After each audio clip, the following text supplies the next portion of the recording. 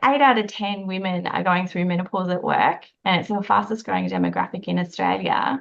This is when we're often at the peak of our careers and we have a wealth of knowledge, and businesses should ought to retain us. Yet Mm. 1 in 4 of us will actually consider leaving due to menopause. Welcome to the Redefining Midlife podcast. I'm Jo Clark and I'm so glad you're here. And this is a podcast for women who are ready to break free from outdated stereotypes, rediscover themselves, and embrace the endless opportunities that midlife brings. Each week, I'll share expert advice, actionable strategies, and inspiring conversations with incredible women who are redefining what it means to thrive in midlife and beyond. From health and wellness to reigniting your purpose and passions, this is your go-to podcast for feeling empowered, supported, and seen. And midlife isn't the end. It's your time to shine, rewrite your story, and create a life that you truly love. So let's get started.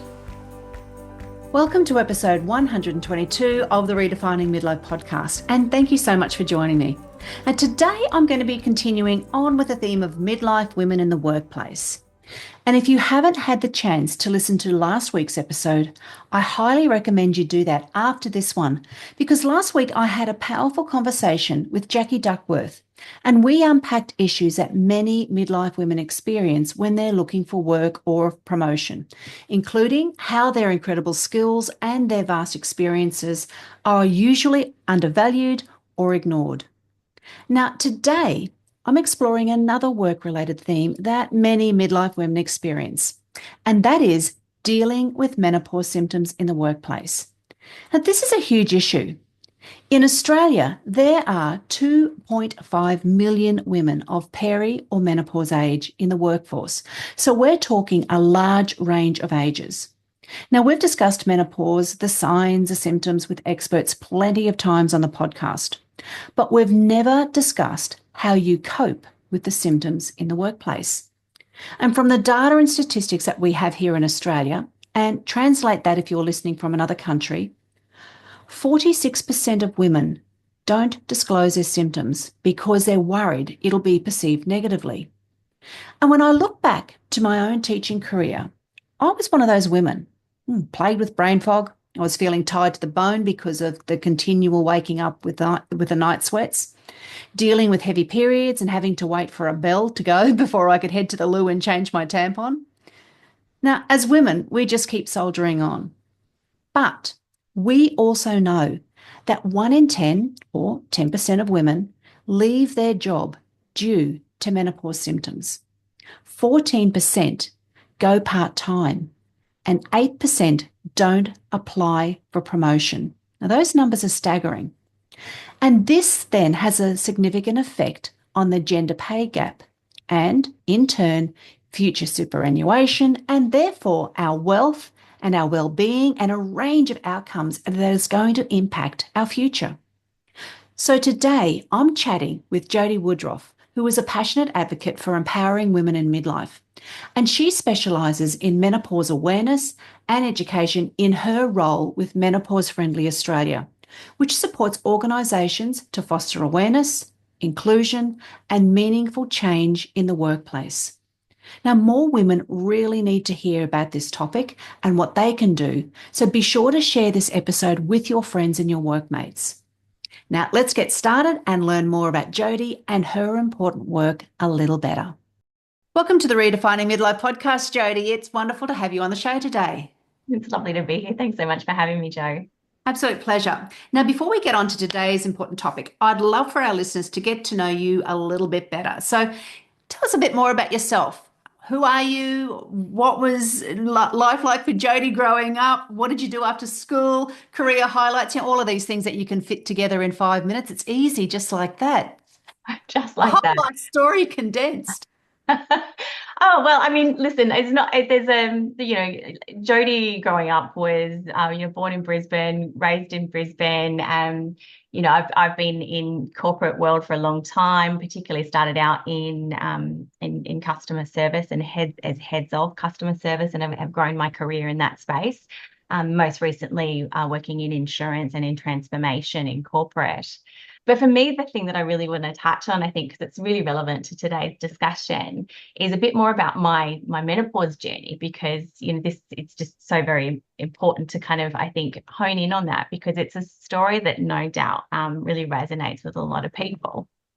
So I'd like to kind of take you back to, I suppose, my early 40s, where menopause was really not even a blip on my radar. I had little knowledge of menopause other than this thing that was called the change, that was spoken about by the matriarchs in my family, which just sounded like some ominous thing that happened to old ladies. And I'd put that in my back pocket, and that was it. And I was living my best life. I was in a really executive role. I just met my now husband. I was the most active and fit that I'd ever been. And I was in a really, great role that I was thriving in. I started to experience all of these odd things physically that nobody was connecting the dots on. And, from our training sessions at Menopause-Friendly Australia, it's sadly reminiscent, I think, of many people's experiences, and why I said it probably resonates, no doubt, with many listeners.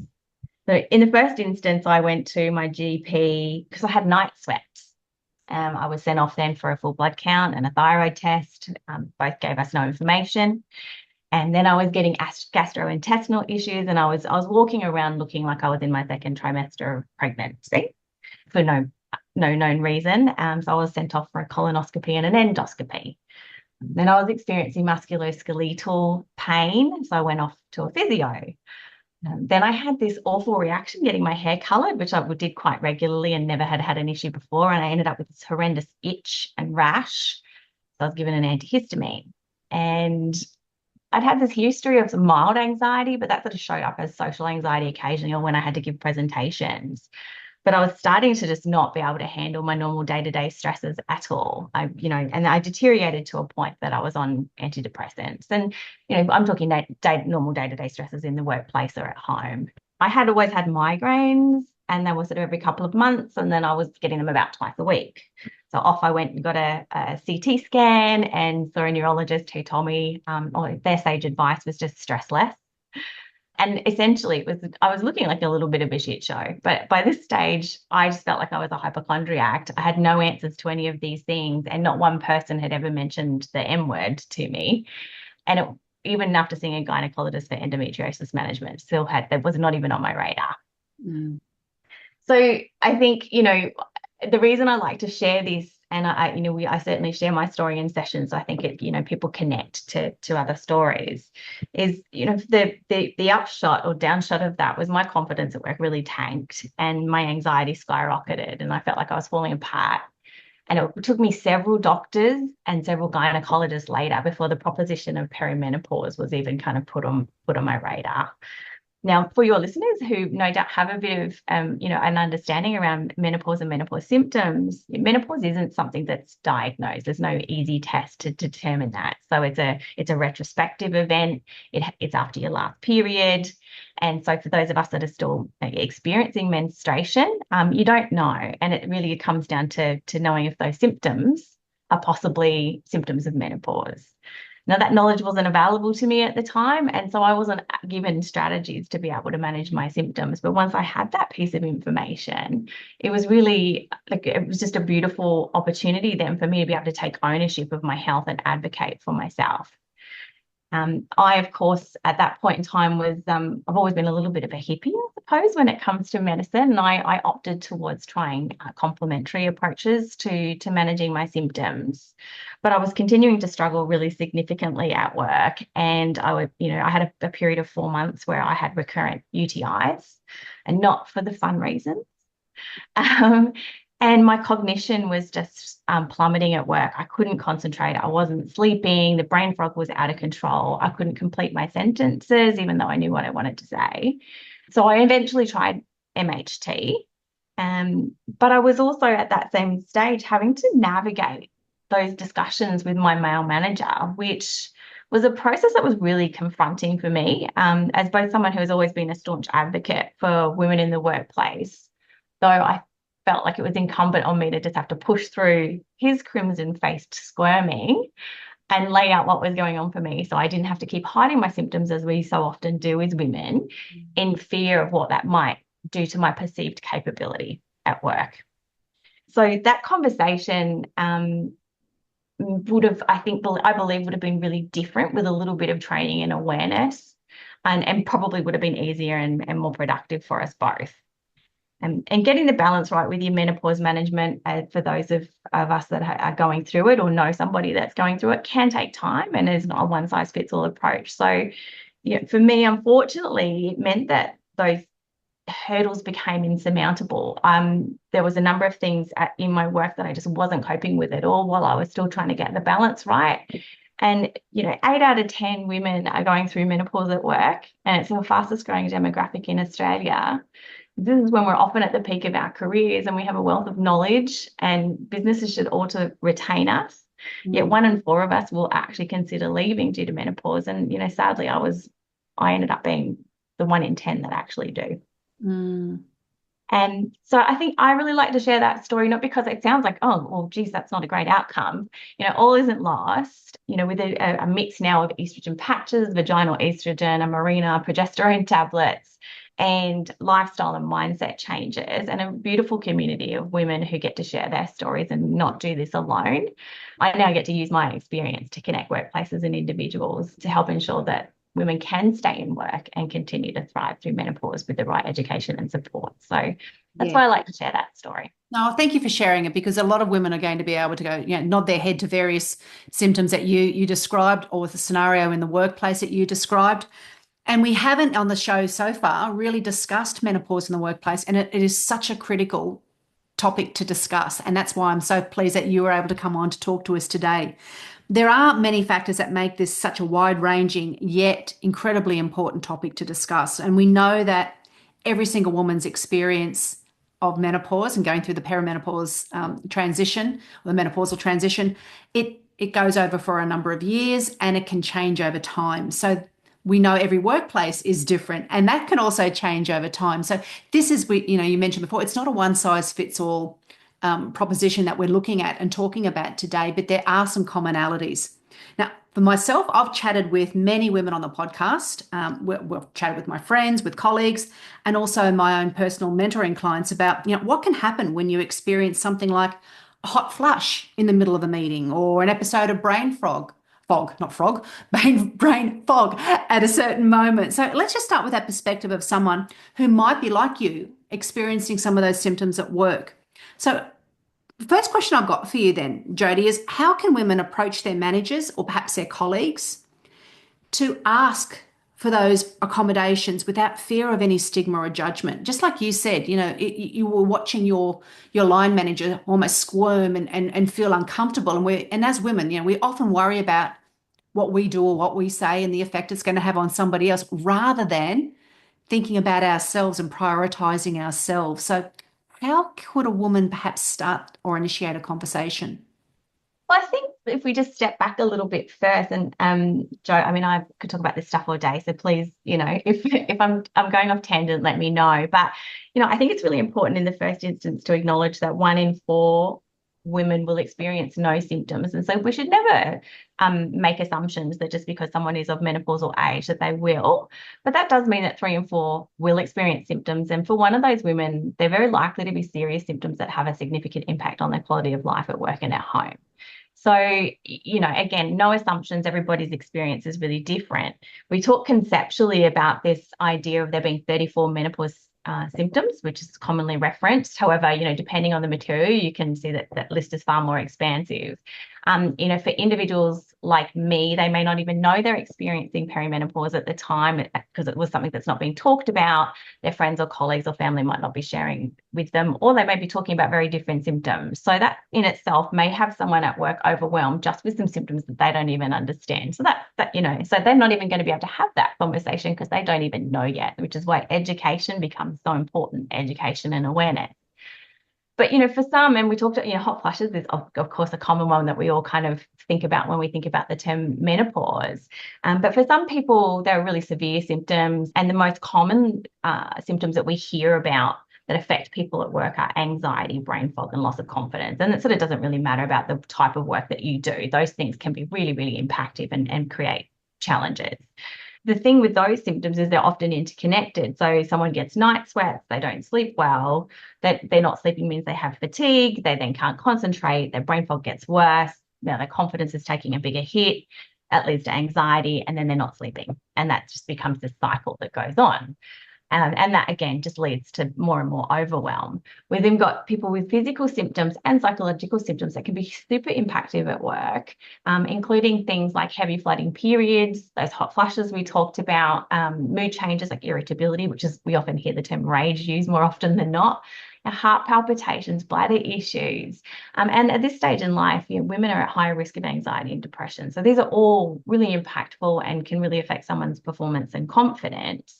And for workplaces, what they may be seeing is reduced engagement, productivity decreases, and increase in absenteeism, or worse still, that turnover piece. So, to go back to your question, how does someone, raise that with their manager? Well, first of all, that person needs to know. And so by having fantastic, a knowledge management system at work, some great people in, a database with relevant information about a variety of health issues that might affect someone at work, mental health awareness, like we did 15 years ago with mental health awareness. When we started to raise awareness, people started to talk about it, right? And then people are able to have their aha moments.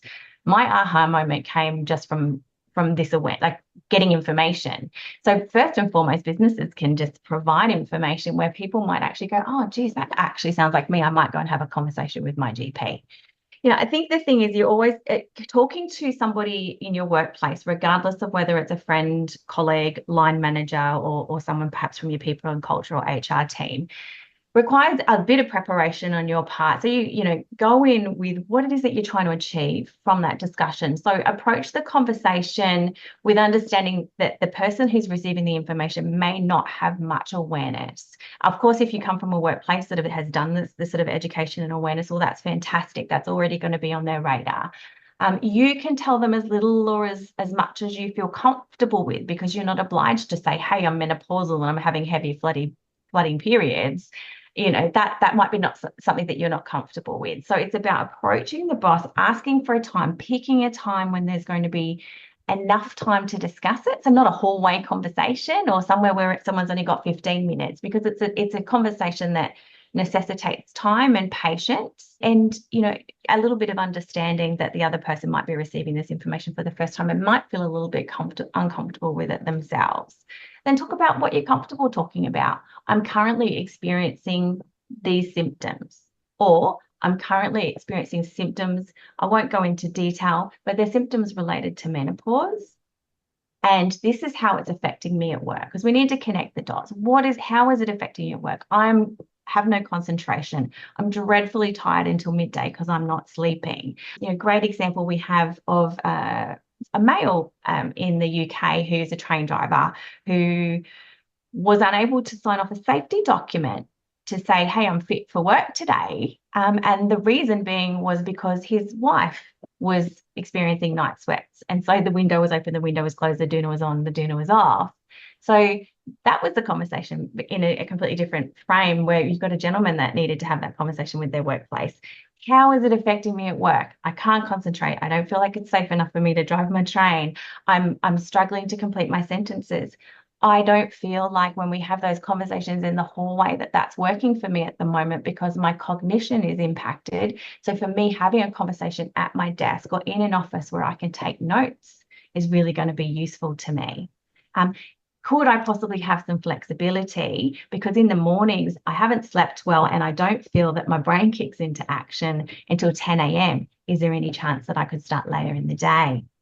And it really comes down to those individual circumstances and really kind of understanding how they're impacting you, and then what you think the adjustment might be that could be of use to you to help you manage that symptom better.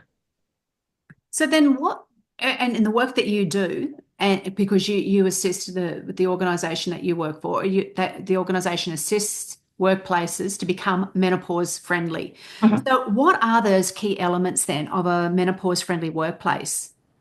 Awareness and education, I bang on about this a lot, but I think, we don't know what we don't know. And that is us as individuals, but more importantly, our line managers. I think a lot of pressure is on line managers to manage a variety of things, including, every aspect of someone's mental and physical health and how that means they show up to work.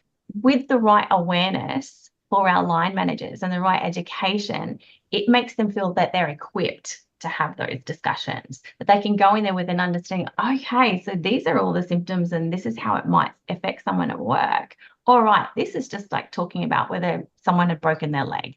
Not to downplay the symptoms of menopause, but it makes the line manager feel a lot more comfortable because they have some degree of understanding about it. So that awareness and education, I can't sort of drill in enough.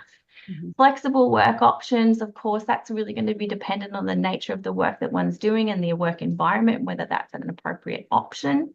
But certainly like remote work arrangements, modified schedules, accommodations for things like fatigue and hot flushes. So that could be like a little quiet room or a cool room. It might be supportive policies just around, little things that we can do at work. So we understand that X% of our workforce may be women experiencing menopause or at that stage. We're going to start to provide certain sanitary products in our breakout rooms, or we're going to do some desk moves so that the people have better ventilation, they're in cooler spots or near the air conditioning. And it's about everybody coming together to talk about, well, what's some of those supportive adjustments that might be useful to the broader workforce. It's inclusivity. So it's talking about it. And because talking about it breaks the stigma. And you touched on the word stigma, and it's just so common. It's getting better. We're talking about this more, and that's really, really exciting. But there's still a lot of work to be done in that space so that we don't have the crimson faced boss sitting across the desk from us squirming, that it's just another conversation. I need some time off because my child is sick. I need some flexibility because I can't get daycare. These are all things that we talk about quite freely and comfortably, and as should menopause and the symptoms and any sort of necessary adjustments. Mm. Are you seeing in the work that you're doing now, Jodi, that workplaces are becoming more open, more willing to talk about things simply because this topic is being discussed more openly in the broader society? Like the menopause 10 years ago, you barely heard about it, and it was almost like hot flushes, that's it. So, as you discovered, and I think most women discover, they walk into this stage of life with very little knowledge or understanding of what's happening and going on and the implications that it might have. Whereas now there's a lot more information. There's more free discussions amongst, on social media, in the newspapers, amongst women, talking amongst themselves. And so podcasts like mine, where we have experts talking about and openly talking about some of these things. Is that changing from when you started to where we are now? And can you see it continuing to improve? Well, certainly, I've been involved with Menopause-Friendly Australia since we started in, over a year ago now here in Australia. They've been in the UK for a long time. And yes, I think that, there's obviously with the media attention that menopause is receiving, it's fantastic. But with that comes a sense of overwhelm as well, because there's just so much information and misinformation. But what it is doing, it's creating the discussion. It's breaking down stigma, which is wonderful. We all need that.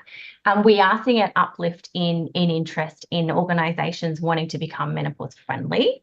And there can be a number of reasons for that. It could be because of diversity and equity efforts that they're making. It might be it might be a bid to obviously become an employer of choice and want to attract and retain fantastic talent. As we talked about, women at this point in time in their lives are often at the peak of their careers. This is a pool of talent that's the, as I said, fastest growing demographic. We want to make sure that we're attracting and retaining. So yes, there's definitely an uplift in organisations that are wanting to build an awareness to support their managers, to support their people. And of course, the payoff of that is great. We've got increased workplace productivity, higher engagement, better attraction and retention of talent. The list goes on. Yeah. Not to mention, we're also making sure that we're dotting our I's and crossing our T's and avoiding any sort of legal ramifications around psychosocial safety in the workplace and other discrimination. Yeah. So it's a really interesting one when you look at the number that you talked about earlier of women leaving their workplaces, leaving a career, the economic impact that has for that particular woman when they do, because in general, women's superannuation's much less. what they can live on in the future for the next 10, 20, 30, 40, 50 years, depending on the age of the person, is quite huge. So that impact not only has an effect of you're losing a talent pool, but it has a significant personal impact on the woman as well if they leave their workplace early and don't get other employment. Absolutely. I mean, the impact is far-reaching, and as you touched on, I mean, superannuation is a really big one to point out. And I think then also, if we even just think about obviously that impact that might have on families and the extra pressure that might have on families, often this is a point in our lives. Not only are we, managing our careers and perhaps menopause symptoms, we may be caring for older parents or kids going through school or teenagers who are also going through their own hormonal roller coaster, and having then financial strain on top of that. The issues there can run very deep, and then obviously can be quite compounding if someone might be experiencing psychological symptoms with menopause too. Mm. So I don't know, and this is a question that might, you might have the information right in front of you either. But what's the economic costs? Has anyone put a figure on this yet? I mean, I don't have it in front of me. The Yeah. short answer there, Joe. I mean, there's certainly there's a variety of research that's been done, inadequate as far as I'm concerned. More needs to be done, and I'm sure we'll see that grow over time. But there's certainly, I not in relation to sort of the dollar figures and what that impact looks like. There is a society that's recently done some research that I had seen. And if I can think of it, I'll come back and flag it for you. Yeah, no, thank you. And if you don't, that's quite all right. It was one that I just thought of as we were talking there, because it must come at a significant cost. And as you said, it's very hard because more information needs to be put in probably than what the numbers that we've been given. But yeah, it's certainly something that I think for any workplace, they have to think of the ramifications on what and as a government as a whole, what the ramifications is going to be if we don't look at this issue and look at it seriously, particularly with a growing age of women, the growing number of the older women who are in the workplace. Can you run past that the statistic that you gave earlier, just to pique my memory again, and I'm sure the memory of the listeners? Absolutely. So we've got 8 out of 10 women that are going through menopause are in the workforce. So which obviously that's why it's so important that we're talking about it. That's 51% of our population. And of those 8 out of 10 women, the statistic is that 1 in 4 will consider leaving work due to menopause, and 1 in 10 actually do. Mm. Yeah. So if we think about that being 51% of our population, that's a frightening number. It is a frightening number. And when you sit with that and really think about that it's people that within your own social group that's affected and will continue to affect. Absolutely. So another area I'd like to chat about then, Jodi, is our listeners are aware of some of this, but not to a large extent. And that's the recent Australian Senate inquiry and recommendations on menopause and how that relates to the workplace. So the Senate inquiry actually reported that many women leave the workplace, as you just said, due to menopause symptoms.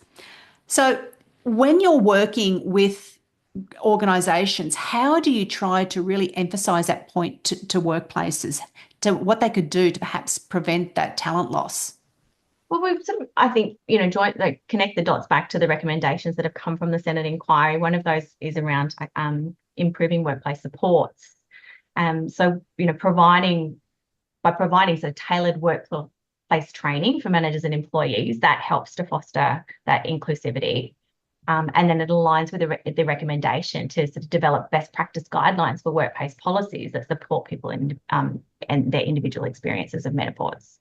So that's, we really hone in on how important that is, and making sure that each organisation is considering those not just policies, but certainly those workplace practices that foster inclusivity around menopause.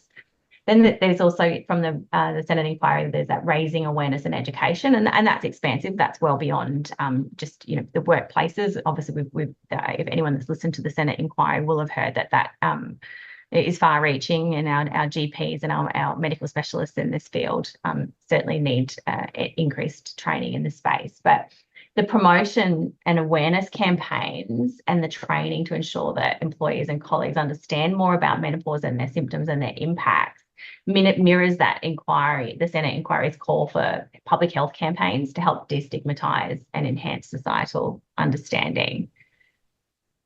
The advocacy for best practices, as I said, we work with organisations to help them implement and lead best practices, and we get to, obviously, we've been around for a long time in the UK, and we've had some fantastic results there, and we can see the proof in the pudding of what that means to workplaces for both the individual and for the business itself. And so making sure that Australian businesses remain on the forefront of menopause inclusion, as is suggested at the Senate inquiry, is part of what we've already been doing. They're just this beautiful alignment that's come out of what we found from the Senate inquiry. Getting equity and access to resources, another recommendation. So through advocacy and policy, we support the development of comprehensive national strategies for menopause care in workplaces, which is consistent with that action plan. I don't know if you're familiar with the National Menopause Action Plan. The tailoring of adjustments for diverse workforces. So we talked about the unique needs of people from various industries, white collar, blue collar, offering flexible solutions and adjustments. So that's another point of alignment with the inquiry's emphasis on that equitable access to support and resources.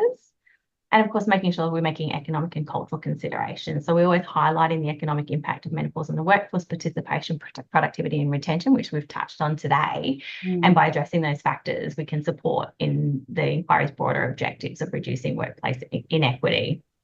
So, these are all things that were already part of our awareness in workplaces, and it's just this, this is a comprehensive part of our program that really just supports and aligns beautifully with the recommendations that have come out of the Senate inquiry.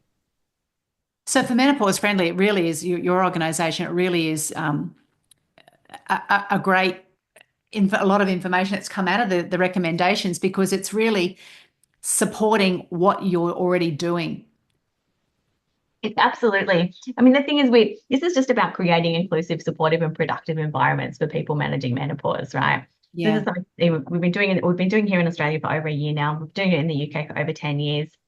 The proof's in the pudding. It's made the world a difference. People are wearing, the menopause-friendly badge with honour and seeing the benefits of attracting talent and retaining talent, which of course is just wonderful and economically fantastic, and all of the things that we've kind of talked about today. Yes. The Senate inquiry just kind of,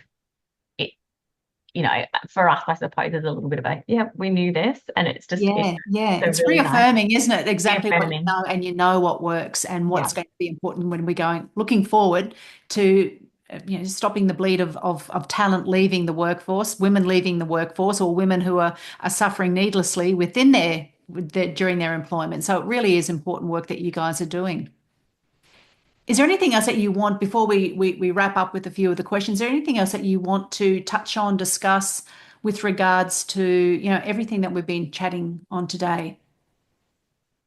Like I said, I think at the start of this, Jo, there's so much content here that is just useful to individuals navigating this and to workplace navigating this. And I could talk about this all day. So I would, just welcome anybody wanting to make inquiries. I'm sure you'll signpost after today's podcast. We're more than happy to just riff with people about, you're certainly not required to get on board and do anything with us, but we have a group of women leading the way in Menopause Friendly Australia that are very passionate about this and very passionate about helping individuals and workplaces to thrive through this stage of life. So I would just welcome the conversation with anyone. Yes, well, it's certainly an area that more women need to be involved in, because, again, a lot of women they self-advocate. As a group, we're well known for doing that, and so it's really important that I hope that any listener has taken on some information today, and to get onto, if you want to follow and see more of the work that Menopause Friendly does, all those links will be in the show notes as well that people can go to. So just before we wrap up today's episode, Jodi, I've just got a couple of quick questions for you. What are you most enjoying about this stage of life? If you'd asked me that 6 months ago, Jo, I probably would have had a different answer, and I may have struggled, to be honest, to have one. But what it represents is this beautiful opportunity to stop and take pause, and pardon the pun, but it does. It offers this opportunity to stop and take pause and to really kind of think about what's important for you as an individual, to take stock of your health. To take stock of what's important and to kind of decide, how do I want to live the next half, so to speak, of my life? That's lovely. I think we can do away with a lot of the things that we get wrapped up in as younger people, and we can really just hone in on the things that are going to bring us health and wellness and happiness. So that has been really nice for me. It's a bit of a I don't give a damn. It's a great part of the second half of life, isn't it? You're looking through that with a new lens on how Yeah. and what you can work on, what you can improve. And it's interesting because culturally, there's a lot of cultures that do exactly that. This is Yeah. actually considered a season. It's a beautiful part of life that should be embraced. And perhaps us in Western society could probably take a leaf out of some other cultures' books, I think. Absolutely. So that's Yeah. what you're enjoying about now. What are you looking forward or most looking forward to for the future? Seeing less of my symptoms. Yes. Okay. I mean, for me, I love that whilst my story was a bit, I left a role that I loved and was thriving in. I'm now in something that I feel so very passionate about. And for me, I'm looking forward to seeing this just become something like and where we were 15 years ago with mental health, that this is just the stigma's gone. It's just a normal conversation that we're supporting women, that we're going to see I think better workplace participation and happier, more productive and engaged workforces because of things like this. But for me, what I'm looking forward to is, I don't know, I mean, I'm hoping my son, makes me a nana at some point, but, we'll see. Cross fingers that'll happen in the future for you then. And then finally, Jodi, what do you hope that 80-year-old Jodi is going to say about current day Jodi? Oh, that's a fantastic question. I just hope I say you did good. You did all right. As part of all this, I see a psychologist, and she said to me, which I think was actually beautiful for this question, she said, it's how you've handled your life or a situation and go, chef's kiss. I handled that like a boss. So I'm going to use that. I hope I get to 80 and go, I handled that like a boss. Oh, well, I wish you well in doing that, and I hope you get a few more chef kisses going throughout those years leading up to your 80s. Thank you so much, Jo. Well, it was an absolute pleasure having you on, and thank you for sharing all of your knowledge in this really important area that, as I said earlier, I haven't discussed on the podcast in depth before, because this information is valuable, and hopefully the recommendations are going to be taken on board by the government. And I know we've got election coming up. The time this podcast is going to be released, it'll be coming up fairly soon in the first half of the year.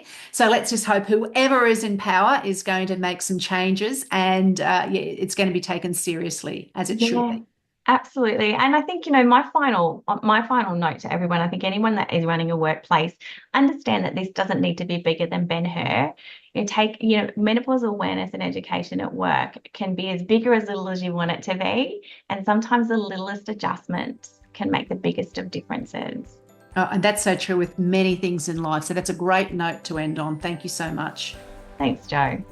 Thanks so much for spending your time with me today. I hope you feel inspired to make the next chapter of your life the best one yet. And remember to share this episode with someone else who would love it, and connect with me on Instagram or LinkedIn at Jo Clark Coaching.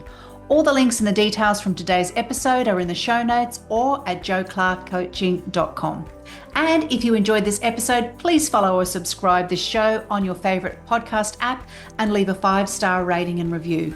This helps more midlife women find these empowering conversations.